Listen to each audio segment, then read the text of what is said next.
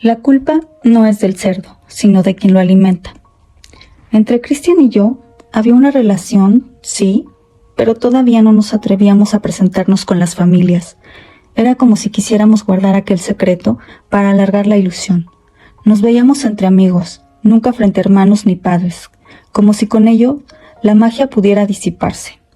Una tarde me habló de su madre. Me contó que doña Sandra, siendo apenas una muchacha de 18 años, se había perdido en un amorío prohibido con un hombre casado del pueblo.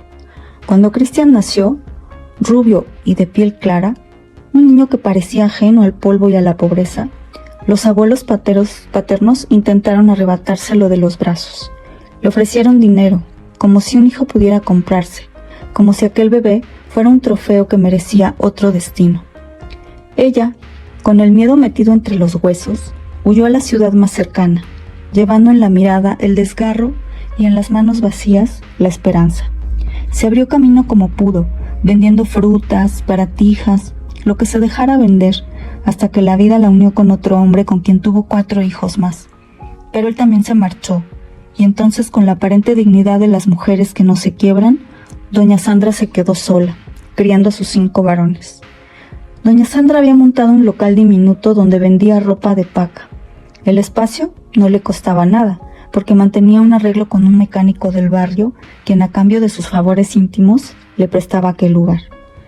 Cristian, en un intento ingenuo de acercarnos, me sugirió que la conociera disfrazando el encuentro, que fuera a la tienda como si fuera una cliente cualquiera. Yo me negué. Sentí que si empezaba con una mentira, el rechazo sería aún más cruel cuando ella supiera quién era yo en realidad. Ella hablaba de mí con franqueza, y ya le había contado que nos conocimos en la universidad, que yo era mayor que él. Doña Sandra, sin embargo, no lo toleraba. Se escandalizaba de nuestra diferencia de edad, aunque ella misma llevaba 12 años de ventaja sobre el mecánico al que con descaro llamaba novio. Con el tiempo, Cristian me fue revelando pedazos de la vida de su madre, retazos oscuros que me hacían dudar de su bondad. Supe, por ejemplo, que durante un tiempo regenteó un negocio de edecanes donde reclutaba muchachas jóvenes para alquilarlas bajo la excusa de eventos. Aquella revelación me dejó una sombra en el corazón. Comprendí que detrás de su aparente fuerza había un trasfondo turbio, capaz de manipular la inocencia ajena. La verdad, siempre tuve la impresión de que aquel negocio de edecanes escondía intenciones menos decorosas de lo que aparentaba. A esa señora la creía capaz de casi cualquier cosa. Mientras Cristian me lo contaba, noté en su voz una mezcla extraña de vergüenza y orgullo, como si le doliera reconocerlo, pero al mismo tiempo quisiera demostrar que había sobrevivido a una infancia marcada por esos episodios. ¿Y quién no sentiría vergüenza de una madre así? Cristian me confesó que en ocasiones su madre traía a las muchachas de los pueblos cercanos y para ahorrarse el hospedaje las alojaba en su propia casa, donde vivía con sus 5 hijos varones. A los muchachos los hacía dormir en la sala o en el suelo, mientras cedía los cuartos a sus edecanes. Aquello, más que un gesto de hospitalidad, me parecía una imprudencia rayando en la perversidad. Recuerdo que Cristian me relató, casi en un susurro, que una noche 2 de aquellas jóvenes se pusieron a hacerles piojito a él y a su hermano. La imagen me estremeció. No era solo descuido. Parecía que doña Sandra, con su indiferencia o su ambición, estaba abriendo la puerta a situaciones peligrosas, como si sembrara la semilla de algo que podía torcerse en cualquier momento.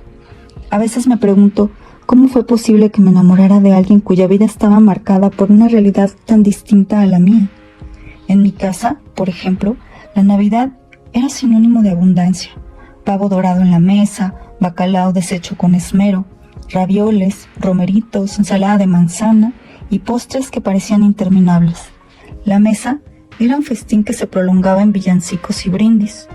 Cuando le pregunté a Cristian cómo celebraban ellos, me respondió con una naturalidad que me desarmó. Cada quien salía a cenar por su cuenta y los que se quedaban se conformaban con servirse de la olla de frijoles. Aquella confesión me estremeció. Por un instante sentí lástima, no solo por lo que no tuvieron, sino por la soledad que cargaban en sus costumbres. El único refugio de Cristian, me dijo, había sido su perro, y fue precisamente ahí donde la historia empezó a torcerse, donde todo lo que yo pensaba conocer de él y de su familia perdió equilibrio. Recuerdo su voz temblorosa al contarme que su madre, Quería deshacerse del animal porque había infestado el sillón de garrapatas. Yo ya había atravesado por una experiencia parecida con uno de mis perros, así que de inmediato le compartí a Christian la solución que en su momento me había salvado.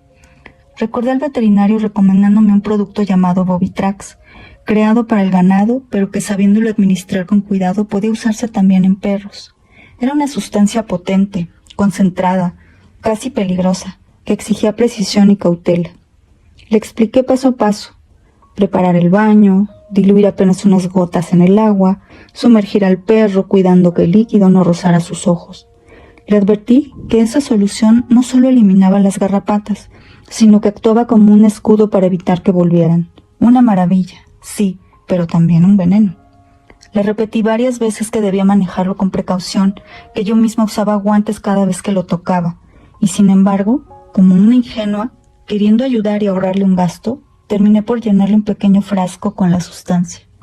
Nunca imaginé que ese gesto nacido del cariño se convertiría en uno de mis más grandes arrepentimientos.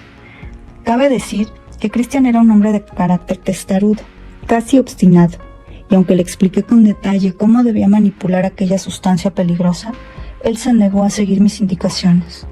Con aires de autosuficiencia, me dijo que había visto unos tutoriales en internet y que pensaba aplicársele al perro con un aspersor, a su manera.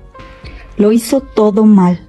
En lugar de diluir el Bovitrax en agua del baño como correspondía, se le ocurrió preparar la mezcla en una botella de refresco de plástico, y para colmo, mientras conseguía el dichoso aspersor, dejó la botella en la cocina, sin una sola etiqueta, sin una señal de advertencia, ni siquiera una palabra escrita con plumón que indicara que aquello era veneno. El líquido, al contacto con el agua, tomaba un aspecto engañoso, blanquecino, casi lechoso, idéntico al agua de horchata que uno tomaría en una tarde calurosa. Y así fue como un lunes cualquiera, mientras nos encontrábamos en la universidad, Christian me contó que su fin de semana había sido un desastre. Su madre había terminado internada en el hospital.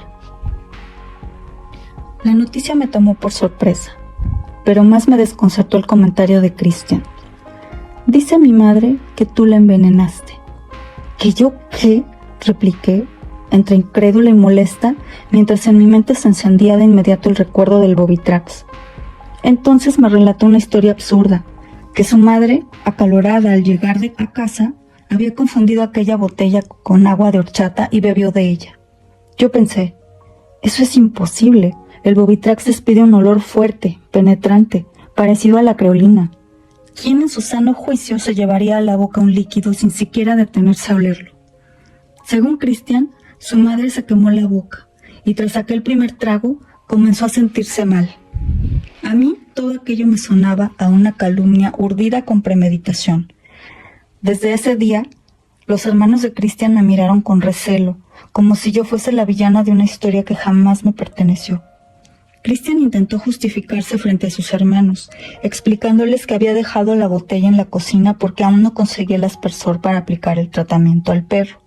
Ellos lo regañaron por no haber marcado el envase, pero nada de eso importaba.